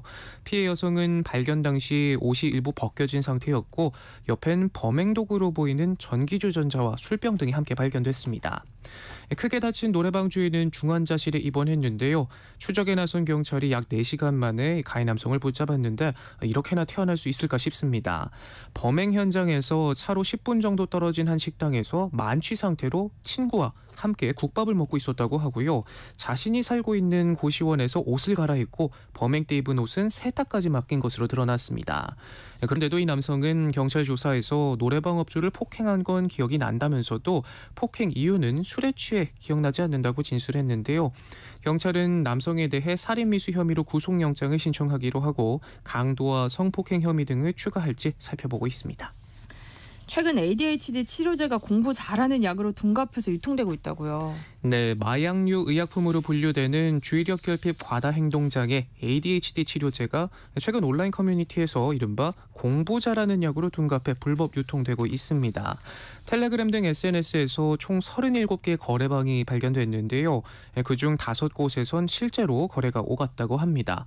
이런 불법 거래방은 주로 대학생들이 개설한 것으로 나타났는데 본인이 복용하기 위해 약을 처방받은 뒤 일부를 불법 거래했다고 하고요. 또 일부 운영자는 과거 ADHD를 진단받았던 청주 의원까지 방문해 처방받는 치밀함도 보였습니다. 구매자들은 한 알에 약 15,000원 정도 가격으로 치료제를 샀다고 하는데요. 20대 초반의 수험생으로 뒤늦게 대입을 준비하는 중이었다고 하네요. 이번 기획검증은 지난해 강남 학원가 마약음료 사건에 국제 마약 조직이 개입한 사실이 드러나는 것을 계기로 이뤄졌습니다. 그나마 다행이라고 해야 할까요? 국제 마약 조직의 ADHD 치료제 불법 유통 실태는 이번 기획검증에서 포착되지 않았는데요. 국정원은 ADHD 치료제 처방이 2019년부터 지난해 사이 2배 이상 늘었고 SNS를 통해 처방법과 복용 후기가 유포되는 만큼 유관기관의 단속 활동을 적극 지원하겠다고 밝혔습니다. 네. 최근 정부가 도입한 새 시스템이 말소 차량에게 과태료를 계속 부과하고 있던 것으로 나타났어요. 네, 5년 전 말소시킨 차량에 과태료 고지서가 날아온다면 황당하겠죠. 그런데 이런 일이 실제로 벌어졌는데요. 한 남성은 지난 2018년 인천의 중고차 판매상에게 자신의 차량을 판매했는데 차량 대금도 받지 못하고 연락이 끊어졌다고 합니다. 결국 고민 끝에 1년 뒤 행정적으로 차량을 폐차하는 이른바 멸실말소를 했다고 하는데요. 그런데 지난달 가보지도 않은 제주도에서 버스 전용 차로를 위반했다며 과태료 고지서 한 장이 날아왔다고 합니다. 네. 자세히 보니 5년 전 말소한 차량이 같은 번호판을 달고 제주도에서 운행 중이었던 건데요. 제주도에는 가본 적도 없고 비행기도 타본 적이 없다는데 황당하다는 반응입니다. 과태료를 부과했던 제주시는 말소된 차량인지 몰랐다고 해명했는데요. 차량 번호를 입력하면 말소된 차량인지 보여야 하는데 올해 2월 도입된 차세대 지방세입 정보 시스템에서는 보이지 않는 경우가 종종 있다는 겁니다. 해당 시스템은 전국 지자체의 주정차 위반 과태료 같은 지방세입 시스템이 제각각이어서 4년간 공을 들여 통합을 한 건데 단속 차량 정보를 한꺼번에 수십 건 입력하면 차량 말소 이력이 보이지 않는 오류가 있었다고 합니다. 경찰은 말소된 차량이 제주에서 운행 중인 경위를 수사하고 있고 행정안전부는 뒤늦게 오류를 바로잡아 현재는 정상 작동 중이라고 하네요. 마지막 뉴스 볼까요? 코스닥 상장사가 주주들에게 과거 시행한 배당이 무효라며 배당금을 다시 돌려달라. 이렇게 공시를 해서 논란이 되고 있어요. 참 줬다 뺏는 게 제일 치사한데 말이죠. 코스닥 상장사 홈센터 홀딩스가 지난 3년간 지급한 현금 배당이 무효라는 공시를 내 주주들의 불만을 사고 있습니다. 이렇게 국내 상장사가 지급을 마치 현금 배당을 다시 토해내라고 요구하는 건 이번이 처음이라고 하는데요. 홈센터 홀딩스는 2022년 12월 16일, 2023년 10월 10일, 그리고 지난해 3월 8일 공시했던 현금 배당 결정을 정정한다고 공시했습니다. 2022년부터 주당 10원의 배당금을 지급했는데 배당 가능한 이익이 없었음에도 불구하고 회계 오류로 배당을 했다는 겁니다. 총 현금 배당 액수는 약 38억 원 수준이라고 하네요. 네. 홈센터 홀딩스는 지난해 별도 기준 매출이 약 358억 원, 영업이익은 80억 원가량인 흑자 기업입니다. 배당 재원은 상법상 이익잉여금, 그러니까 회사가 과거의 순이익에서 배당금과 손실 등을 제외하고 남겨둔 금액을 기준으로 하게 돼 있는데요. 그런데 홈센터 홀딩스가 최근 회계 처리를 바로잡는 과정에서 앞서 배당이 이뤄진 재작년과 작년 그리고 지난 상반기 각각 이익잉여금이 마이너스로 바뀌면서 일이 꼬이게 된 겁니다. 네. 지난 6월 별도 기준 홈센터 홀딩스의 결손금은 약 338억 원, 앞서 배당이 이뤄졌던 작년과 재작년은 각각 결손금이 약 395억 원, 424억 원인데 상법에 따라 배당을 할 수 없는 상황이 된 거죠. 홈센터 홀딩스 측은 상법상 배당 가능 이익을 산정하는 과정에서 결손금을 충당하는 방법상의 착오가 발견됐고 상법 및 기업 회계 기준이 정한 기준에 의해 배당 당시에 배당 가능 이익을 다시 계산한 결과 배당 가능 이익이 존재하지 않았다면서 이미 실시된 배당이 무효임을 확인해 현금 배당 결정을 정정한다라고 설명했습니다. 다만 기업이 주주로부터 이미 지급한 배당금을 돌려받기는 현실적으로 쉽지 않을 것이란 전망인데요. 이미 받아간 돈에 대해 환수에 응할 사람도 많지 않을 거고요. 네. 주주에 대해 배당 무효에 따른 부당이득 반환 청구권을 갖게 되지만 개별 주주와 법적 다툼까지 가지 않는 한 실제 환수료에 강제하기는 어렵다는 지적이 나옵니다. 네, 하프타임 뉴스 임선우 뉴스캐스터와 함께했습니다. 고맙습니다. 고맙습니다. 세상의 모든 정보 청취율 조사 기간 맞아서 여러분들과 조금 더 소통할 수 있는 시간 이어가고 있습니다. 오늘은 청취자 여러분들이 올해 안에 이루고 싶은 목표 문자로 받아보고 있는데요. 0255님이요. 올해 가기 전 가족여행 가고 싶습니다. 몸이 아파서 10년 동안 여행은 꿈도 못 꿨는데요. 조금 회복이 돼서 여행 가면 좋을 것 같아요 하셨고요. 7968님이 사랑하는 우리 딸이 지난 주말에 식을 올렸는데요. 오늘에야 딸 아이방을 정리했습니다. 이사 없이 계속 살던 집이라 딸이 커가면서 쌓았던 추억이 한가득 나오네요. 우리 딸 사랑하는 사람과 알콩달콩 잘 살아가길 바라봅니다 하셨고요. 또 9208님은요. 전세 사기 당해서 힘든 상태인데요. 오늘 법원 결정문이 나와서 다행입니다. 이 계기로 저는 내 집 마련을 목표로 하려고 합니다. 모든 전세 사기 피해자분들 힘내세요 라고 문자 보내주셨습니다. 또 8169님은 제가 응원하는 팀 삼성이 올해 우승하는 게 목표 중에 하나였는데요. 2패를 당하는 바람에 약간 실망을 했지만 그래도 남은 경기가 있으니까 열심히 응원하려고 합니다. 또 새로운 역사가 쓰여지길 저도 바라볼게요. 자, 이지연님은요. 늦은 나이에 딸 아이를 갖고 싶어서 산부인과를 다닌 지 4년째예요. 꼭 아기 천사가 찾아와서 이 힘듦이 끝나고 부모가 되었으면 하는 게 저의 소원입니다 라고 하셨네요. 꼭 귀한 아기 천사가 찾아오길 저도 함께 바라보겠습니다. 오늘 문자 보내주신 분들에게는 추첨을 통해서 한우 세트 보내드리겠습니다. 그리고 혹시 02로 시작되는 전화가 오면 꼭 받아주시고요. 세상의 모든 정보 잘 듣고 있다고 말씀해 주시길 부탁드립니다. 내일 점심 메뉴 추천. 귀로 듣는 푸짐한 지식 한 상 어떠세요? 세상의 모든 정보. 아나운서 전주리입니다. 이렇게 아기 기다리시는 분들이 많다는 이야기를 들으면 그래도 우리와 함께하고 있는 아기와 함께하는 육아가 그렇게 힘들게 느껴지지 않아야 할 텐데 또 그렇지만은 않죠. 네, 라디오 상담소 우리 아이는 왜 이재현 용인 세브란스 소아청소년과 교수님과 함께합니다. 어서 오세요. 안녕하세요. 우리 오늘은 어떤 얘기 해볼까요? 지난 시간에 이제 찾아온 환절기의 알레르기 질환에 대해서 말씀을 드리면서 환절기에 알레르기 증상이 악화되는 것을 예방하기 위해서 중요한 것이 바로 습도라고 말씀을 드렸는데요. 네. 우리나라는 가을과 겨울에 날씨가 건조하잖아요. 그래서 이런 건조한 날씨가 건강에 여러 가지 악영향을 미치기 때문에 습도를 잘 조절하는 것이 중요한데요. 그래서 사용하는 것이 바로 가습기죠. 그런데 가습기 제대로 사용하지 않으면 오히려 건강에 안 좋을 수도 있습니다. 그래서 오늘은 건조한 가을과 겨울 우리 몸을 지키기 위해서 가습기를 어떻게 사용하면 좋을지 자세하게 이야기 나눠보도록 하겠습니다. 특히 아이 어릴 때 신생아 시기에 그 습도기 놓고 습도 조절 되게 열심히 했던 기억이 나거든요. 근데 이 시기에 습도가 왜 이렇게 중요했던 걸까요? 이 시기가 특히 중요한 거는 이 아이들 특히 어린 신생아일수록 습도 변화에 따라서 피부도 쉽게 건조해지면서 발진이 생기기도 하고요. 호흡기 점막이 약하고 예민하기 때문에 습도로 인해서 여러 가지 호흡기 증상이 나타나서 아이들이 힘들어하는 경우가 많기 때문입니다.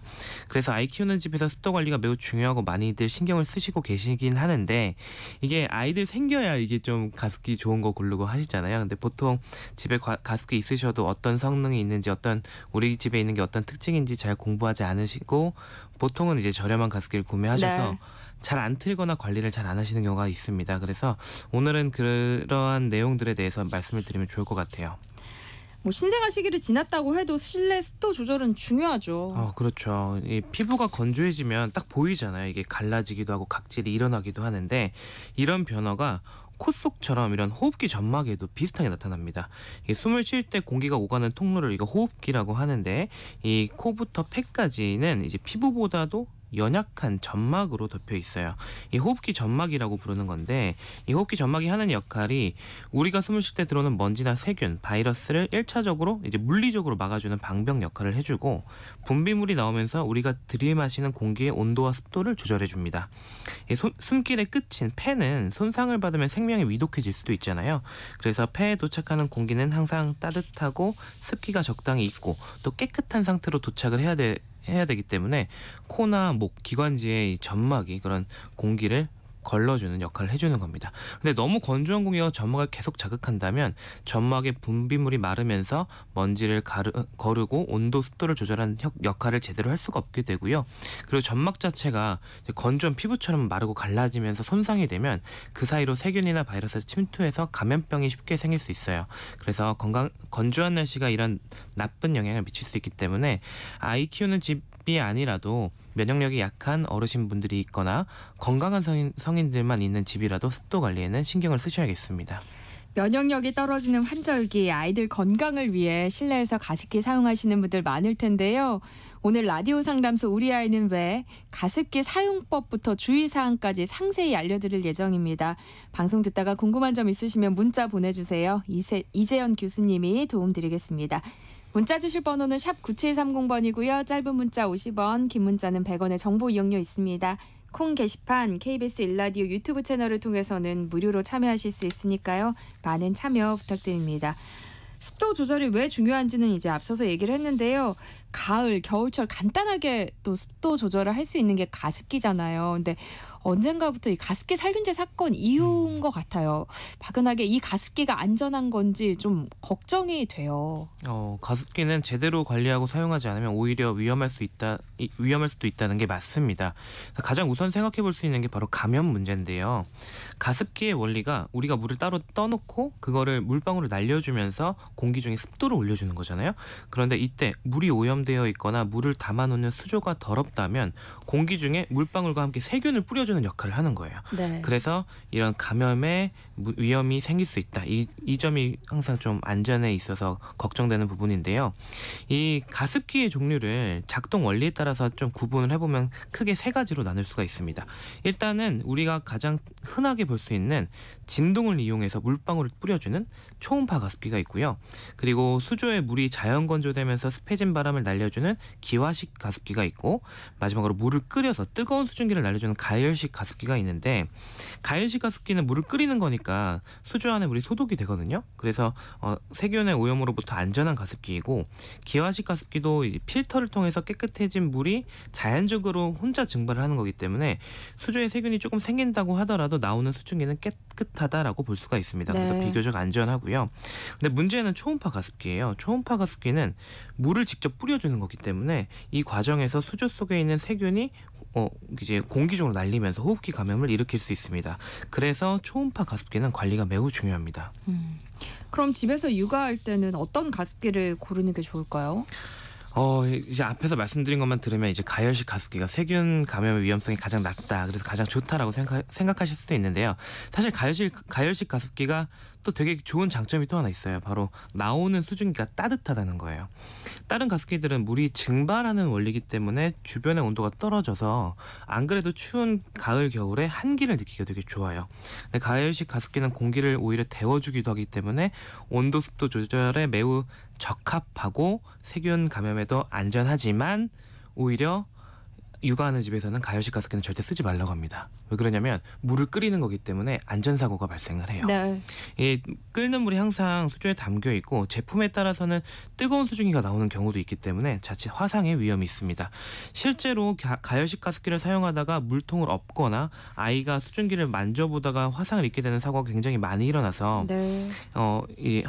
올해 2월에 한국소비자원의 발표에 따르면 가열식 가습기로 인한 화상 사고 중에 77.2%가 만 6세 미만의 영유아에게서 발생을 했다고 해요.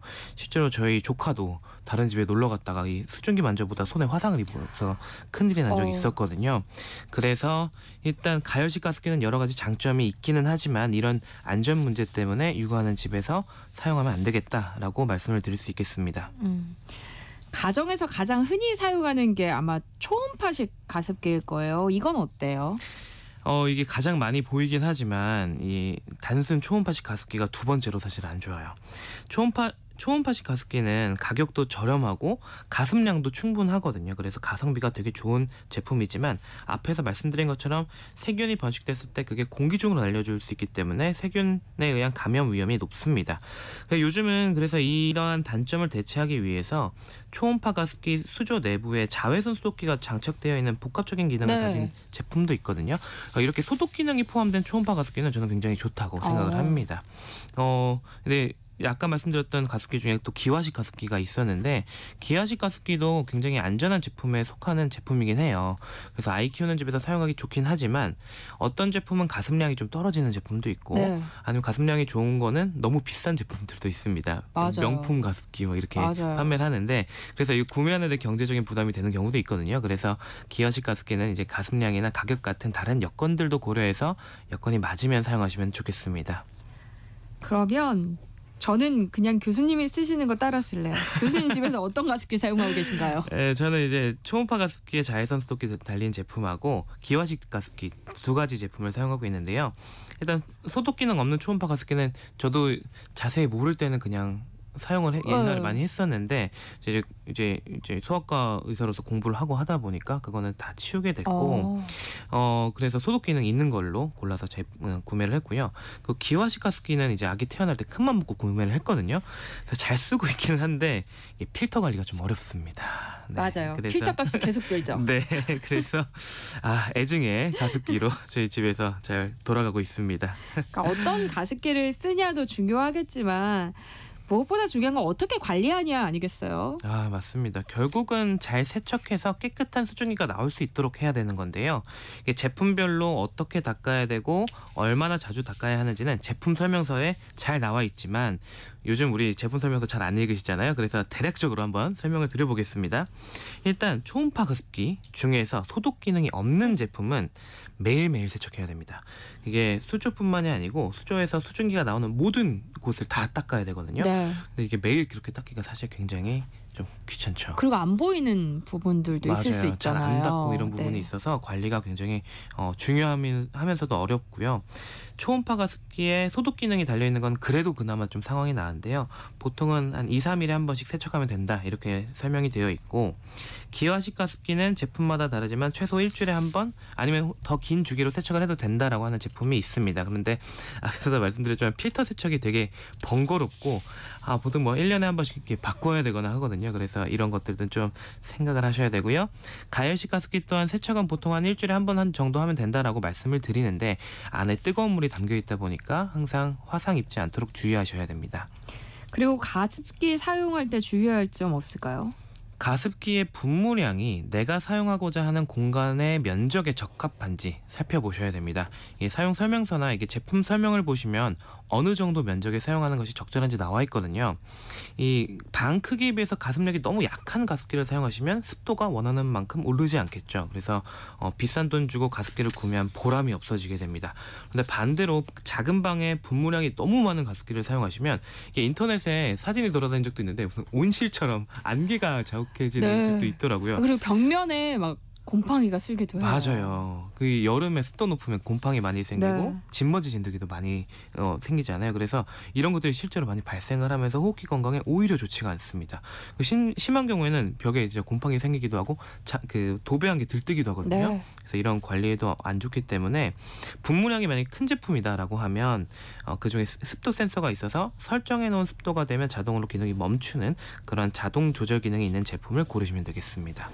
아이가 감기에 걸렸거나 호흡기가 좀 안 좋을 때 가습기를 머리맡에 두고 틀어두는 건 어떨까요? 도움이 좀 될까요? 호흡기에 이상이 있어서 가습기를 머리맡에 두는 건 안 하시는 게 좋습니다. 왜냐하면 앞에서도 말씀드렸지만 가습기를 쓰면 주변의 온도가 좀 떨어져요. 그래서 아이가 차가운 공기를 계속 마실 수 있기 때문에 아이가 되게 추워할 수 있습니다. 그래서 머리맡보다는 아이가 눕는 자리와 반대쪽에 가습기를 두시는 게 좋고 이게 호흡기 건강을 위해서 공기청정기도 요즘 많이 사용을 하시는데 공기청정기에 이제 가습기가 오작동을 일으킬 수 있거든요. 네. 이 물방울을 먼지로 인식해서 오작동을 일으킬 수 있어서 적어도 한 3m 정도는 띄워서 사용하시는 것이 좋습니다. 그리고 가습기 사용할 때 가장 주의하셔야 되는 거는 가습기 수조에 물 이외에 다른 거를 넣으시면 절대로 안 된다는 겁니다. 앞에서도 말씀드렸지만 몇 년 전에 있었던 가습기 살균제 사건 때문에 네. 이제 수조 안에 약이나 이런 걸 넣으면 안 된다는 거는 많은 분들이 아실 거예요. 그런데 아직도 호흡기 치료약을 가습기에 넣으시는 분이 아직도 계시고요. 아니면은 뭐 향기가 나는 오일이나 이런 방향제 같은 걸 넣으시는 분들이 계세요. 근데 이런 경우에는 기계의 고장을 불러일으킬 수 있을 뿐만이 아니라 방향제나 오일 방울이 바람에 날려서 호흡기로 들어오는데 이게 폐 속으로 직접 들어왔을 때 우리 건강에 어떤 이상이 생길지 모르거든요. 네. 그렇기 때문에 가습기에는 반드시 물만 넣어야 된다라고 기억하시면 좋겠습니다. 환절기에 가습기 사용 외에 아이 건강을 위해서 신경 쓰면 좋을 것들 어떤 것들이 더 있을까요? 네, 건조한 날씨를 견디려면 가습기를 사용하는 것도 좋지만 일단 우리 몸 안에 수분이 많이 있어야 됩니다. 그렇게 하기 위해서는 수분 섭취를 잘 신경 써서 하셔야겠죠. 카페인이나 어른들 같은 경우는 카페인이나 알코올이 들어간 음료를 드시면 수분이 소실되기 때문에 그런 건 말고 카페인이 없는 차를 드시는 게 좋고요. 피부가 건조할 때는 보습에 신경 써주시고 호흡기가 자주 마르고 코가 막히는 분들은 코 세척을 하는 것도 매우 큰 도움이 됩니다. 그리고 알레르기 질환이 환절기만 되면 증상이 악화된다 이런 분들이 계신다면 참지 마시고 병원에 방문하셔서 진료받으시기 바랍니다. 네. 올바른 가습기 사용법에 대해서 알아보고 있는데요. 가습기와 관련해서 궁금한 점 있으시면 문자 보내주시기 바랍니다. 용인 세브란스 소아청소년과 이재현 교수님이 상담해 드립니다. 노래 한 곡 듣고 올게요. 카펜터스의 Can't Smile Without You. 네, 노래 나가는 동안 보내주신 문자 살펴보겠습니다. 7320님이요. 조카들이 비염과 축농증이 있어서 항상 코가 잘 막히기도 하고 코감기가 먼저 오거든요. 그래서 가습기를 상시 사용하는데요. 비염이나 축농증에 가습기가 도움이 되나요? 더 건조해진다는 얘기도 있던데 아닌 건가요? 하셨어요. 가습기 때문에 더 건조해진다는 얘기는 사실 저는 처음 들어보는데요. 아마 네. 이게 인공 눈물 때문에 생긴 오해인가 생각은 듭니다. 그런데 네. 가습기의 원리 자체가 우리 몸에 어떤 작용을 하는 게 아니라 공기 자체의 습도를 올려주는 거기 때문에 이게 더 건조해지는 거는 아니고요. 그 비염이나 축농증이 가습기에 도움이 되는 거는 반대로 생각하면요.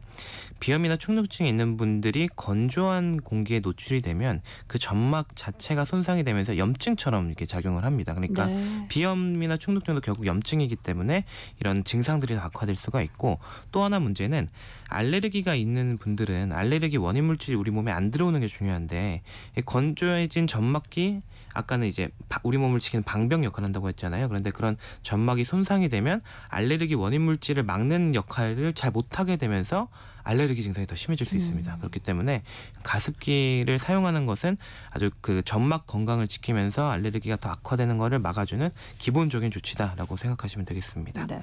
2058님이요. 가습기 적정 온도는 얼마가 좋은가요? 전 자고 일어나면 입이 마르고 목도 마르니 답답해서 가습기 사용 고민 중이거든요. 하셨어요. 그렇죠. 이 건조한 날씨에 자고 일어나면 입이 마르고 목이 마른다 이런 게 굉장히 대표적인 건조한 날씨로 생기는 네. 호흡기 증상인데요.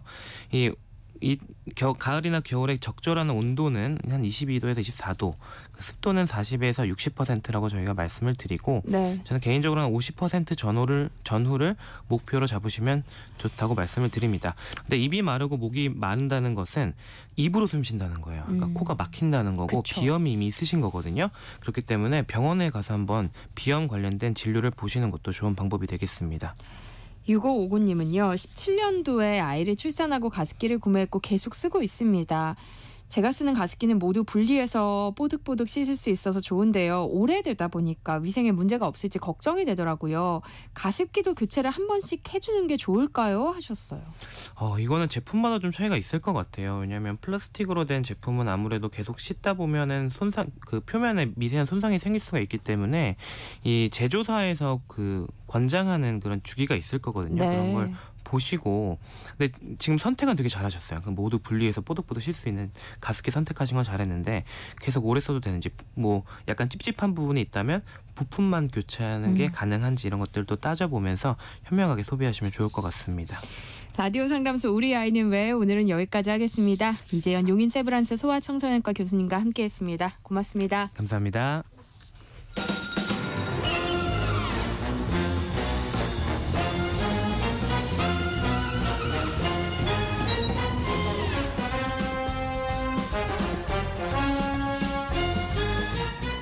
목요일은 공연을 소개하는 시간입니다. 라디오 객석 일열 목공소 공연 제작사랑 안영수 대표와 함께합니다. 어서 오세요. 네, 안녕하세요. 안영수 인사드리겠습니다. 대표님 오늘 어떤 공연 소개해 주실 건가요? 예, 오늘 소개해드릴 공연은 사실 소개가 필요 없다고 해도 될 만한 작품 하나 갖고 왔어요. 그 공연을 보셨든 안 보셨든 간에 제목은 아마 다 아실 거라고 제가 생각이 되고요.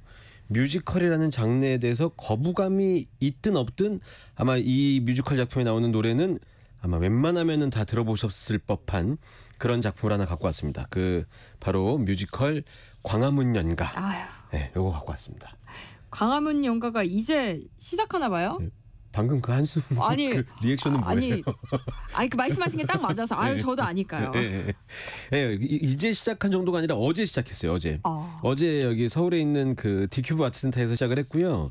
내년 1월 초까지 공연이 되고, 그러니까 정말 따끈따끈한 공연을 이제 제가 알려드릴 수 있게 돼서 너무 기분도 좋고. 네. 근데 사실 이제 이 공연 소개하려고 딱 생각을 하니까. 네. 방송 내내 동호 반복을 계속 해야 될 것 같은 생각이 드는 거예요. 동호 반복이요? 왜요? 네, 그 이제 음악 좋다는 얘기만 계속하게 될 것 같아요. 그 아시는 분들은 뭐 다 아시겠지만 그래도 혹시나 모르시는 분들을 위해서 말씀드리자면 이 작품은 이제 고인이 되신 이영훈 작곡가의 음악으로 만든 뮤지컬이고 거의 대부분의 노래가 가수 이문세 씨가 부르셔서 이제 그렇게 알려진 곡들인데 정말 대단한 명곡들이 너무 많아서 이제 그 시대를 살아왔던 사람들에게 요즘 날씨 이렇게 좀 이제 쌀쌀해지는 가을부터 연말까지는 정말 찰떡 맞춤인 이제 그런 공연이라고 생각할 수 있을 것 같고요. 이제 그분들한테 이 작품을 소개하기 위해서는 아무래도 계속 음악 얘기만 계속 할 수밖에 없을 것 같아서 말씀을 드린 거고. 근데 이제 꼭 말씀드리고 싶은 게 이 작품에 나오는 음악들이 한 가수를 설명하거나 아니면 한 명의 작곡가를 설명한다 이렇게 말씀드리기보다는 어떻게 보면 이제 이 시대를 대표한다고 할 수 있는 곡들이라고 생각이 되고요. 그래서 이제 뭐 시대극 같은 드라마에 많이 쓰이기도 하고. 근데 이제 여기가 이제 KBS라서 말씀드리기 좀 뭐한데 별밤, 그 별이 빛나는 밤에로 대표되는 그 시대를 상징하는 곡들이라고 말씀드릴 수 있을 것 같습니다. 그 곡들이 거기 나오는 이제 그 가요들이 뮤지컬 공연 내내 정말 다양한 방식으로 막 펼쳐지는데 이제 이렇게 되면은 뭐 공연장에 찾아오신 중장년 분들은 뭐 무조건 이제 그 음악이 딱 시작하는 순간 이런 방금 네. 우리 진행자님의 그 소리를 내시면서 다 너무 좋아하시고. 네. 근데 이제 이 시대의 음악을 요즘 친구들도 요즘 세대 분들도 많이 사랑하시는 분들이 많이 계시더라고요. 리메이크가 많이 되다 보니까. 그래서 이제 이 음악을 아시는 분들한테는 뭐 공연이 노래가 시작될 때마다 막 그 감동이 엄청 크게 다가오고요. 줄거리 이야기 하다가도 노래가 좋다. 뭐 캐스팅 얘기 하다가도 노래가 좋다. 이렇게 될 것 같아서 이제 동호 방법을 계속 할 것 같다. 이렇게 말씀드린 거죠. 뭐. 네. 저도 별밤 들으면서 학창 시절을 보냈기 때문에 기대가 되네요. 그러니까요. 그 뭐 이문세 씨 노래 좋아하시죠? 그럼요. 네, 그러면 이제 우리 진행자님도 아마 노래 제목만 들으셔도 바로 이제 머릿속에서 음원이 딱 재생되는 그런 느낌이 드실 텐데 어떤 곡들이 나오는지 잠깐 말씀드리면 말씀드리는 것보다 말씀해 주세요. 맞춰보실래요? 맞춰볼까요? 제가 방송에서 노래를 무반주입니다, 여러분들. 예. 내 곁에만 머물러요. 떠나면 안 돼요. 이 노래 뭔지 아세요? 네, 알죠. 뭐죠? 소녀? 네. 지금 정답 보고 하신 거 아니에요? 네, 써있네요. 정답 유출돼서 의미가 없는 것 같은데. 아니, 노래는 다 알아요. 근데 제목이 뭐 시간이 좀 지났으니까 가물가물할 수 있죠. 방송 들으시는 분들 제가 앞부분 이렇게 부르면 뒤에 부분 알아서 따라서 불러주시면 좋을 것 같습니다. 라디오 방송 최초 싱어롱. 비 내리는 이거 그 빗속에서 이런 노래도 있고 지금 가을이니까 가을이 오면 뭐 이런 노래도 있고 제목 그대로 광화문 연가 그 광화문 내 거리 이곳에 이렇게 다시 찾아와요 이런 노래도 있고 제가 제대로 불러요? 저도 쑥스러워서 향긋한 올해 꽃향기가 가슴 깊이 그리워지면 계속해요? 아니 저희 그냥 노래 하나 듣고 갈까요? 저는 이제 좀 탄력이 받는 것 같은데 약간 노래방 같기도 하고 좋은데 이제 도저히 못 버티시겠나 봐요. 많이 있습니다. 그러나 우리들 알지도 이지용님이 못하고 안 돼요. 알겠습니다. 보내셨습니다. 청취자가 안 된다면 저도 이제 그만할 줄 압니다. 자제력이 없는 건 아닌데요. 저희 어떤 노래 들어볼까요? 안 돼요라고요? 청취자랑 싸우는 혹시 게스트 있었나요? 알겠습니다. 저희가 노래 하나 준비했는데 뮤지컬이다 보니까 이제 작품 안에서 이제 그 많은 음악들이 이제 그 작품의 드라마랑 합해지면서 풍성하게 편곡이 많이 되어 있거든요. 근데 지금 이제 제가 소개해드릴 작품은 노래는 이 작품 중간에도 사랑에 관한 쓸쓸한 장면에서 나오기 때문인지 몰라도 매우 이제 굉장히 담백하게 불러지거든요. 그 공연 버전은 공연장에 가서 아마 들으시면은 훨씬 더 그 드라마에 흡수돼서 듣게 되실 것 같고, 오늘은 라디오고 이 날씨에 약간 쓸쓸해지는 가을에 어울리는 노래 하나 준비해봤습니다. 기억이란 사랑보다. 이 노래 가사말이 너무 좋아요. 함께 듣고 오시죠. 뮤지컬 광화문 연가에 나오는 이문세 씨의 노래 기억이란 사랑보다 함께 들어봤습니다. 정혜리 님이요. 안 대표님 노래 잘하시는데 왜요? 이렇게 보내주셨고요. 김미진 님께서는 너무 귀여우셔요 라고 해주셨네요. 제가 제대로 부르면 저 성대모사도 해가면서 불렀으면 더 재밌었을 텐데. 안 대표님이 이 노래들을 얼마나 좋아하시는지가 느껴졌습니다. 근데 이제 우리 뮤지컬 작품 이야기를 좀 해볼까요? 그러니까요. 그 작품 얘기를 저희가 홍보하려고 하는 거잖아요, 사실은. 네. 근데 제가 마케팅을 주로 했던 사람인데 이거 설명해도 사실 필요 없습니다. 그냥 노래만 계속 들어도 됩니다. 이 노래를 공연장에서 윤도현, 차지연, 김호영, 서은강 이런 분들이 부르는 거거든요. 네. 그렇지만 그래도 공연 작품 얘기를 해야 되니까 뮤지컬 광화문 연가 소개해드리면 이 동명의 작품이 처음 공연이 된 게 사실 2011년이었거든요. 그때 저도 참여했었는데 근데 그 작품 버전이 아니라 이 지금의 제작사인 CJ ENM이 이 작품을 재정비하면서 지금의 버전으로 다시 만든 건데 이 버전이 만들어진 거는 지난 2017년에 세종문화회관에서 초연이 딱 됐었는데 그때 생각보다 이렇게 길지 않은 기간인데 10만 명의 관객이 몰렸었어요. 그러니까 어느 정도 체감이라고 생각하시면 되냐면 그러니까 영화 1000만 이상이라고 생각하시면 돼요. 그러니까 공연장 그 세종문화회관 3000석이 진짜 미어 터질 정도로 엄청난 관객분들이 찾아주셨거든요. 그러면서 이제 대단한 흥행을 만들어내고 2018년, 2021년까지 세 번의 공연을 거치면서 이제 공연이 되어 왔는데 맨 마지막에 2021년이 코로나 시기였던 거죠. 이제 그래서 그 이후에 올해 2024년에 코로나 시기가 지난 뒤로는 처음으로 관객들을 만나게 되는 거니까 이 광화문 연가의 매력 중에 하나가 그 커튼콜의 붉은 노을 같이 부르는 건데 이때 아마 이 거대한 떼창이 만들어지지 않을까 이런 좀 기대가 되는 그런 작품입니다. 그러니까 제작사도 변경이 되고 작품도 바뀌면서 여러 가지 이슈가 있었던 작품이네요. 앞서 뮤지컬 광화문 연가에는 이영훈 작곡가의 노래들이 많이 나온다고 했는데요. 작품은 어떤 내용을 다루고 있어요? 많이 나오는 정도가 아니라 이영훈 작곡가의 노래로만 만든 뮤지컬인데요. 줄거리 간단하게 그럼 말씀드릴게요.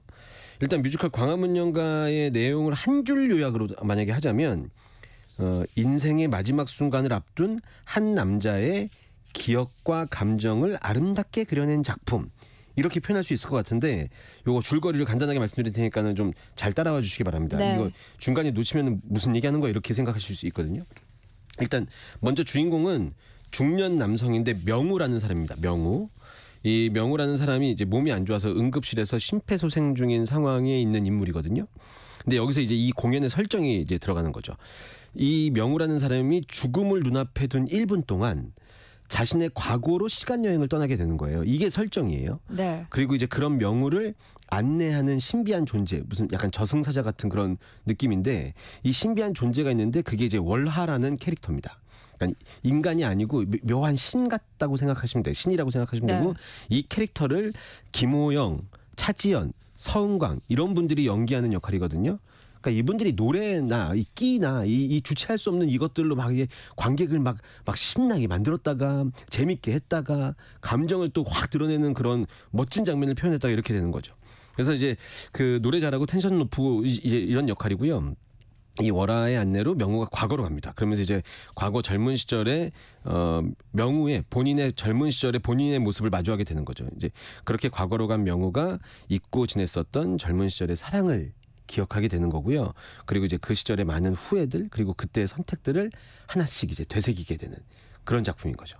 젊은 시절의 사랑이라는 거잖아요. 첫사랑 같은 거예요? 그렇죠. 이제 정확히 작품에서 첫사랑이라고 명시하진 않았는데 첫사랑 같은 느낌. 진짜 찐사랑 같은 느낌인데 이 젊은 명우한테 가장 강렬하게 자리 잡은 이제 그 사랑 바로 수아라는 인물인데 이 수아라는 인물은 우리가 그 드라마 같은 데서 볼 수 있는 누가 봐도 여주인공처럼 좀 당차고 해말 같던 그런 캐릭터인데 이제 젊은 시절 명우한테 굉장히 많은 추억을 남기게 됩니다. 근데 이런 식으로 명우 입장에서 그 주변인들을 보여주면서 드라마가 진행이 되는데 관객들한테 이제 이렇게 풋풋한 이런 사랑 이야기를 전해드리고자 하는 공연이다. 요것만은 또 아니에요. 네. 이게 왜 이런 그 플롯을 선택했냐면 이 명우가 젊은 시절로 돌아가서 사랑도 만나게 되고 주변의 인물도 만나게 되면서 보여주는 이 드라마가 한국의 현대사거든요. 이제 이 이야기를 보여주면서 그 시대를 살았던 관객들에게 그 시절을 좀 아름답게 회상도 하게 되고 뭐 격정적으로 느끼게도 할 수 있는 그런 작품이라고 생각하시면 될 것 같습니다. 어떤 느낌인지 알 것 같은데요. 제가 네. 상상하는 그 이상이겠죠? 네, 진짜 공연 못 보신 거죠? 네. 네. 상상하시는 그 이상이에요. 이게 월하라는 그 캐릭터들이 보여주는 장면이 예상하기 힘든 장면들이 많이 나오고요. 그리고 시대적인 상황이 그 시대를 살았던 사람들이 기억하는 이영훈 작곡가의 음악이랑 만났고 그 만남이 다시 무대 위로 올려지니까 관객들한테 훨씬 더 입체감 있게 다가오게 되거든요. 그래서 뭐 너무너무 좀 이렇게 감정적으로 복받치는 그리고 어쩌면은 그 좀 불편한 현실을 마주봐야 되는 부분도 있고 하지만 또 이제 공연 끝나고 나서 커튼콜 붉은 노을 부를 때 난 너를 사랑하네 여기 할 때 뭐 관객들이 왜 그 공연 쿵짝쿵짝거리게 뭐 이렇게 만듭니다. 이러면 끝나는 거예요. 예. 근데 뮤지컬을 보면 네. 콘서트장에 간 기분도 들 것 같아요. 네. 그러니까 공연 전에 여러 행사도 좀 진행됐던 모양이에요. 이 CJ ENM 이 제작사가 그 킹키부츠라는 공연 지금 현재 하고 있는데 이 킹키부츠도 저 성수동에 팝업 스토어 같은 거 해서 많은 관객들한테 좋은 그 칭찬, 그 괜찮은 호응을 받았거든요. 공연 전에 밖에 나가서 뭔가 하고 싶어하는 강박이 좀 생겼나 봐요. 그래서 이 뮤지컬 광화문 연가가 콘서트 같은 느낌이어서 이걸 어떻게 공연 전에 좀 알릴까 해서 버스킹을 했었어요. 그래서 윤도현 씨, 기세중 씨, 저 김호영 씨, 차지현 씨 같이 나가서 덕수궁 돌담길에서 그 버스킹도 하고 남산에서 버스킹도 하고 뭐 그래서 이런 이벤트 같은 것들이 이제 콘서트 이 음악이 갖고 있는 음악이 이 공연의 가장 큰 핵심이라고 생각하는 공연팀이 마련한 아주 멋진 마케팅이었다고 생각이 되고요. 그때 만약에 못 가셨던 분들은 이번에 공연장에 가시면 큰 실내 버스킹이랑 말이 안 맞죠. 여하튼 큰 실내 콘서트장 드라마가 가미돼 있는 이렇게 생각하시면 더 좋을 것 같습니다. 대중적으로 유명한 분들이 많이 나오잖아요. 네. 안 대표님이 생각하시는 뮤지컬 광화문 연가의 매력은 뭘까요? 그러니까 광화문 연가는 제가 동호반복이라고 말씀드렸지만 음악을 빼놓을 수가 없다고 생각하는데 네. 이게 불행이 아니죠. 무조건 다행이죠.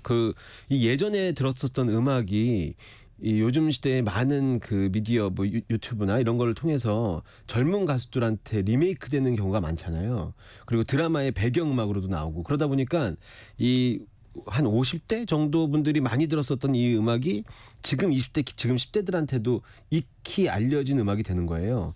그래서 그 가족 단위, 그 가을에서 연말로 넘어가는 이 시기에 가족 단위로 공연을 봤을 때 누구나 다 가족의 구성원들이 누구나 다 공감할 수 있고 재미있게 볼 수 있고 같이 즐길 수 있는 공연. 이게 가장 큰 매력인 것 같고 그렇기 때문에 캐스팅도 윤도현, 차지현, 윤도현 씨부터 지금 뭐 서은강 그다음에 지금 젊은 세대들한테 인정받고 있는 가수들까지 다 참여를 할 수 있는 공연이 됐다. 그래서 관객, 배우, 스태프들 모두 다 세대를 아우르는 공연이 됐다라고 생각이 되고요. 네. 그리고 이제 그런 것도 있을 것 같아요.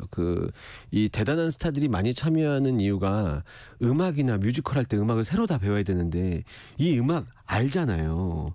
이게 배우기 쉬워서가 아니에요. 절대 제가 지금 웃으시는데 이게 배우기 쉬워서 한 거 아니냐 이렇게 생각하시는 것 같은데 그게 아니라 익숙한 음악이 편곡되어져서 드라마랑 만나는 그 희열감이 있어요. 근데 노래 가사말이나 이런 것들을 미리 알고 있고 멜로디 라인을 좀 알고 있는 상태에서 들으면 이게 변형되는 것도 굉장히 재미있고 새롭게 느껴지고 그리고 가수가 무대에 진출할 때 연기나 이런 거에 약간 좀 두려울 수 있잖아요. 네. 근데 노래가 바탕이 쫙 깔려 있으니까 우리가 자신 있는 노래와 춤 같은 게 바탕이 돼 있으니까 공연에 더 많이 참여하시는 것 같고 그리고 이제 광화문 연가가 저희 조금 전에 얘기했지만 이문세 씨의 노래를 우리가 한 명이 가끔은 쓸쓸하게 가끔은 신나게 가끔은 아련하게 옛사랑 같은 거 들으면 아련하잖아요.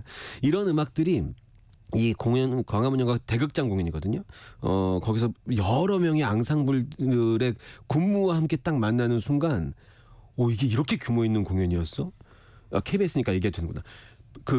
불후의 명곡을 한 2시간 동안 내내 보신다고 생각하시면 돼요. 그 씬들을. 그래서 이 공연을 아마 대중적인 사랑과 여러 아티스트들의 참여 이런 것들이 이루어지는 게 이 광화문 연가의 큰 매력이 아닌가 이렇게 생각이 됩니다. 네.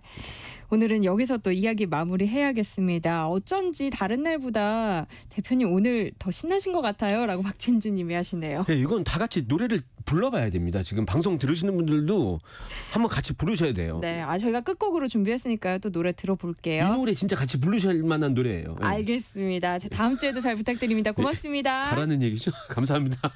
네, 세상의 모든 정보 여기서 마무리하겠습니다. 저희 오늘 계속 문자 받았는데요. 이 모바일 커피 쿠폰과 한우 세트 당첨자는요. 홈페이지 공지사항에서 확인하실 수 있습니다. 내일도 문자 많이 보내주세요. 끝으로 뮤지컬 광화문 연가의 커튼콜로 등장한다는 곡이죠. 이문세의 붉은 노을 함께 들으시고요. 저는 내일 다시 찾아뵙겠습니다. 지금까지 아나운서 전주리였습니다. 고맙습니다.